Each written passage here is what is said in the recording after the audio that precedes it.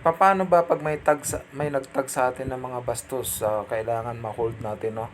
Hindi siya makapasok sa ating Facebook. I-review muna natin, okay? So, ito, ayan. Pag may mga nagtatag sa atin, i-review muna natin. Settings. Ayan. So, hanapin natin yung pro tagging. Sa lahat ng mga nagtatag dyan, mga hindi maganda. Ayan. Ito.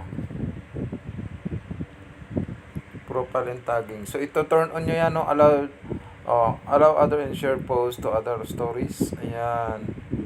Review. Tag people to your post before tag appear on Facebook. So, i-on nyo yan. I-review nyo. Para hindi makapasok yung mga hindi magandang tinatag sa atin. Yan. Ito turn on nyo yan para lahat ng mga nagtatag, makikita nyo kung i-allow nyo o hindi. Hindi siya agad-agad makakapasok doon sa inyong Facebook. Okay, itong settings lang ha. Yan. Tapos dito, i-review natin yung mga tinatag sa atin.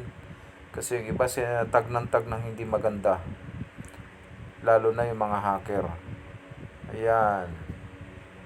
Profile and tagging. Press nyo yan, tapos ito turn on nyo. Ayan.